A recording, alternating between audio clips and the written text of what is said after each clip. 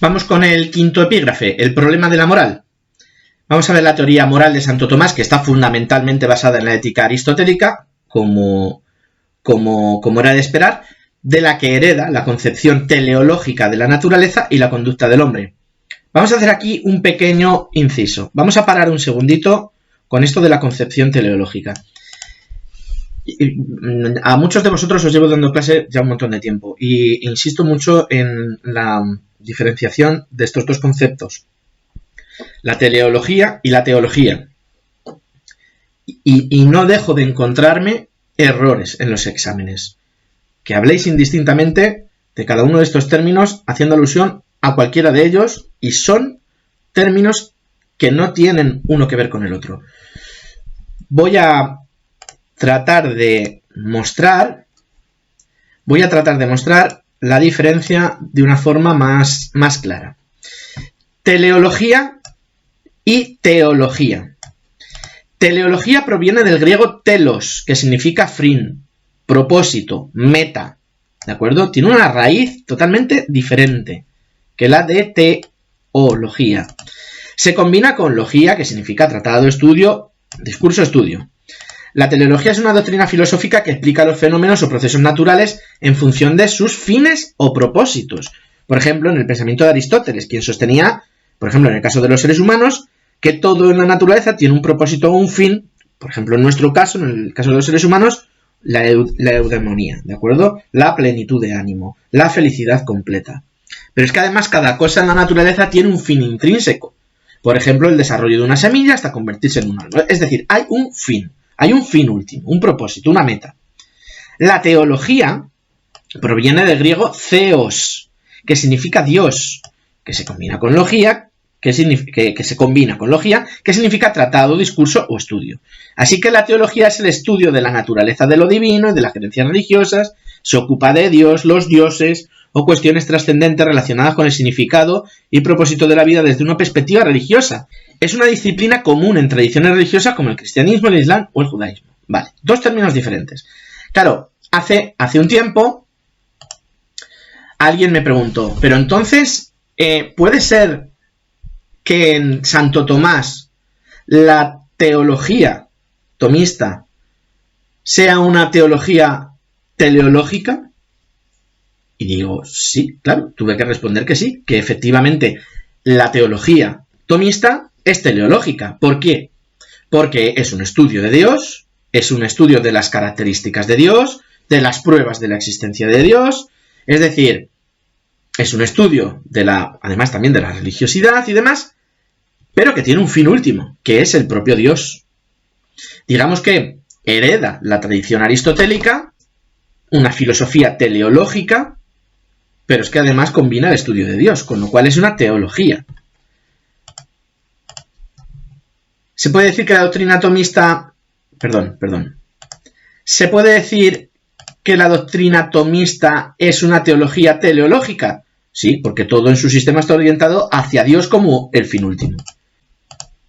Y además integra las ideas teleológicas de Aristóteles en su visión teológica cristiana, argumentando que tanto la razón como la fe conducen al reconocimiento de este fin último. Esto no... Estamos en la ética ahora. Y me he detenido en hacer esta explicación porque en algún momento tenía que hacerla. No es que tengáis que desarrollar esto, que yo os he proyectado ahora mismo dentro de la ética. Simplemente quiero que manejéis bien estos dos términos. Y ahora vamos a continuar con los apuntes de la ética de la moral.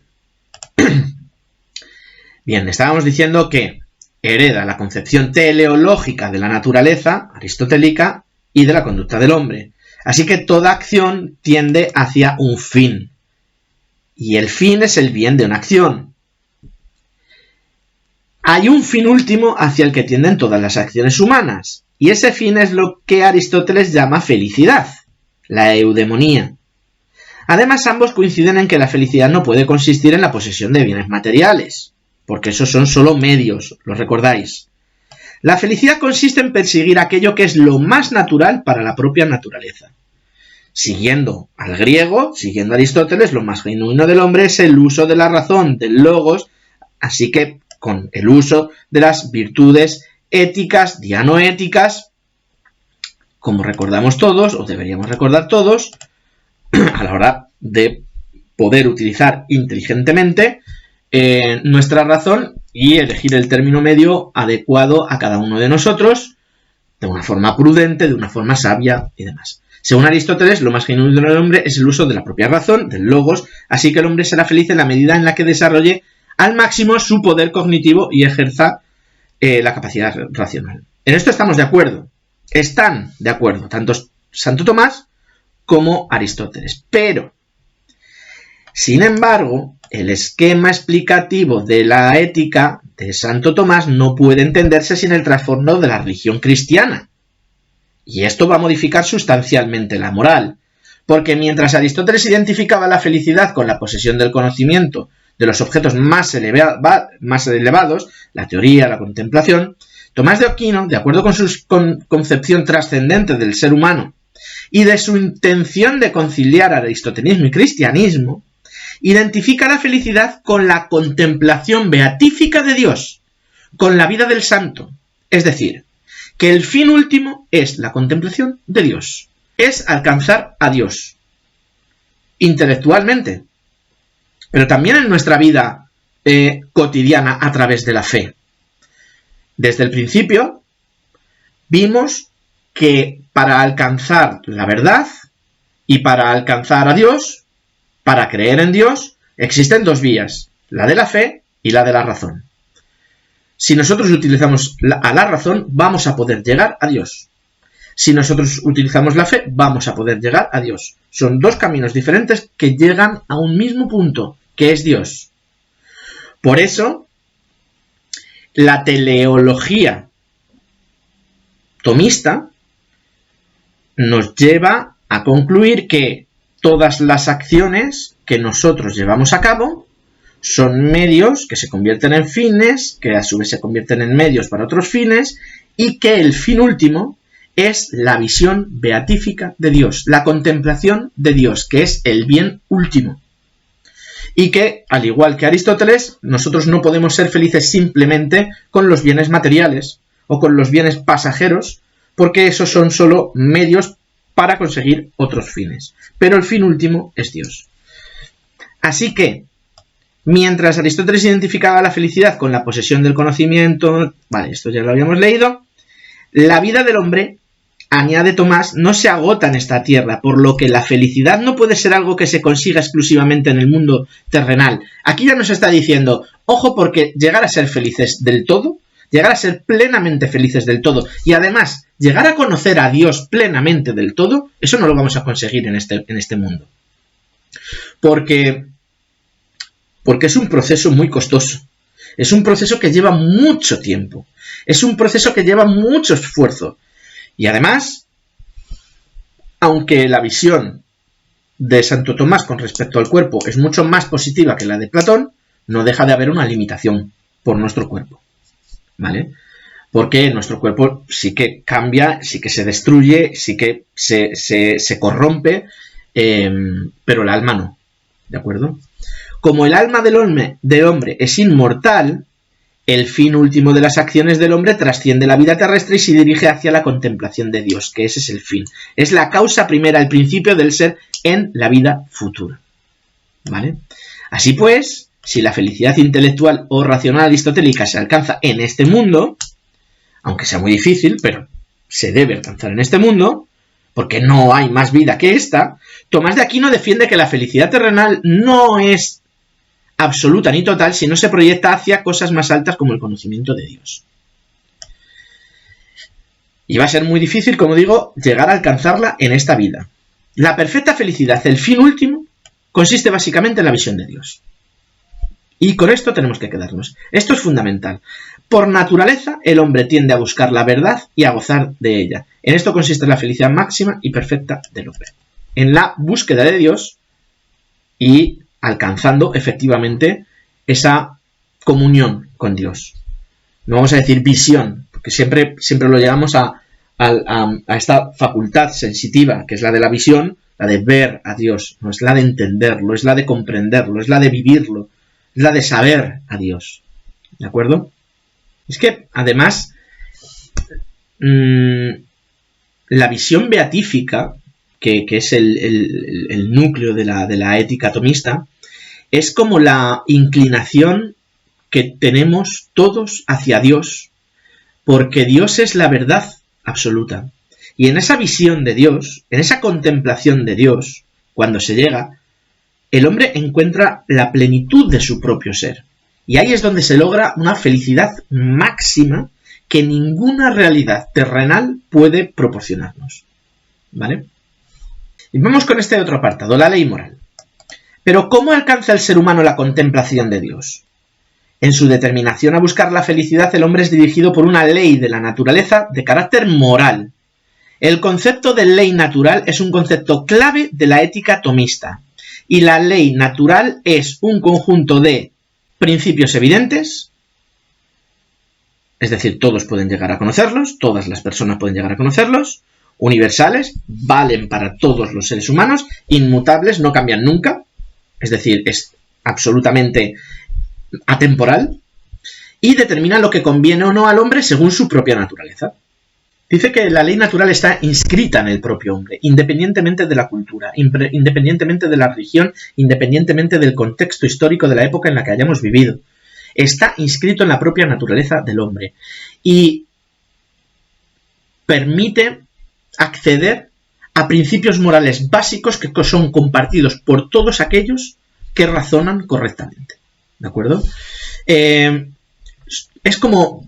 La ley natural es como un sistema de principios universales y atemporales que derivan de la propia razón, del propio pensamiento del ser humano.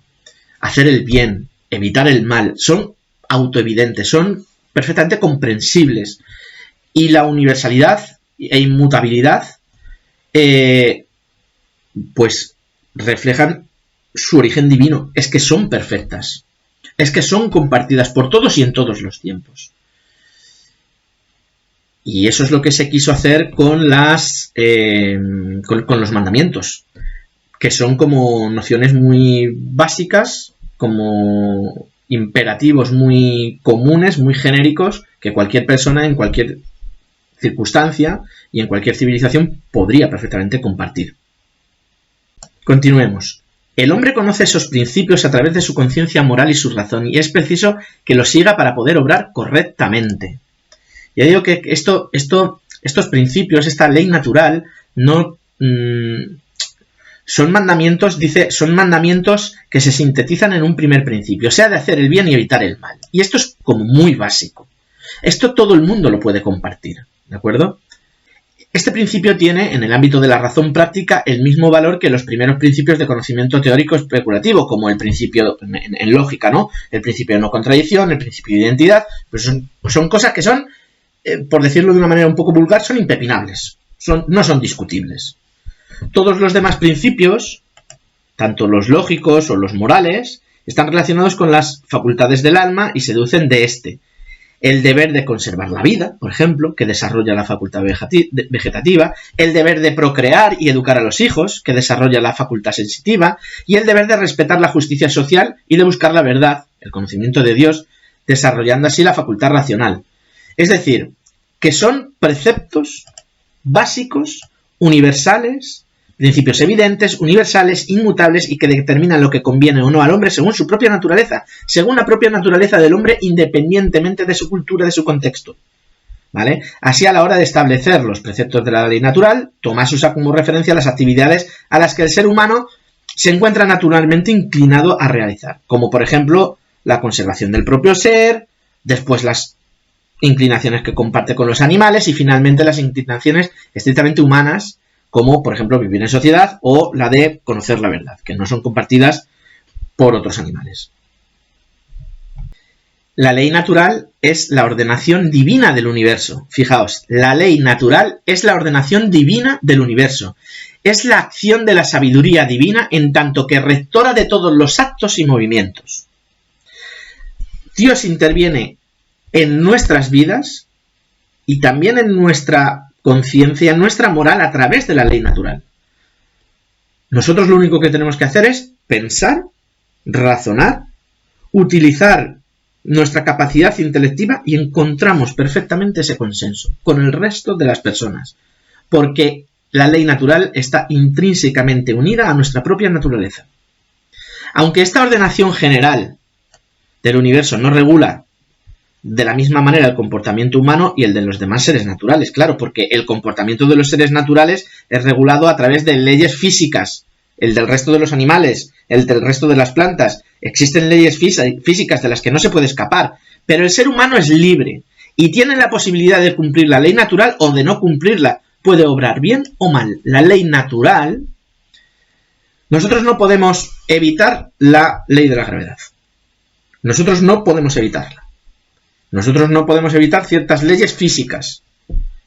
Nosotros no podemos, a determinada presión atmosférica, nosotros no podemos evitar que el agua a 100 grados entre en ebullición.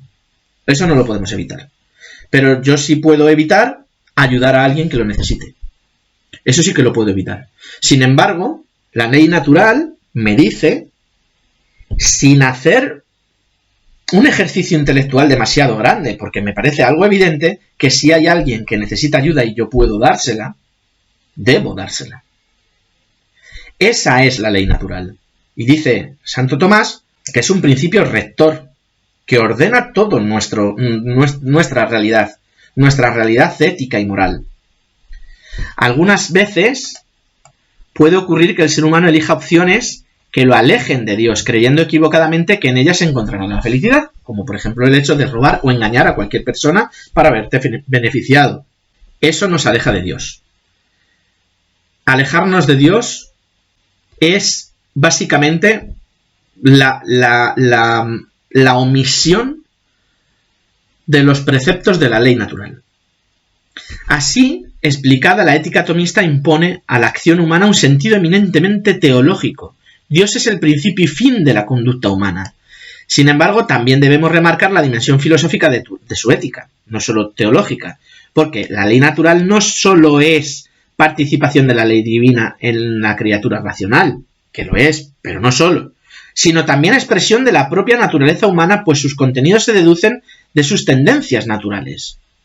Y por ello mismo el conocimiento de los principios de la ley natural no se produce mediante revelación divina, sino que se trata de un conocimiento accesible a todos los seres humanos. Claro, es que el conocimiento de la ley natural no requiere de una intervención sobrenatural. No hace falta que Dios nos ilumine para entender lo que está bien y lo que está mal. Es que la ley natural es inherente a la capacidad racional del hombre. Y esto refuerza el carácter filosófico de su ética. Es decir, es algo humano, no es solo algo divino. Es algo humano. Lo que pasa es que lo humano y lo divino están perfectamente comunicados. Pero que existe una dimensión teológica y existe una dimensión filosófica en nuestro obrar, a través de la ley natural.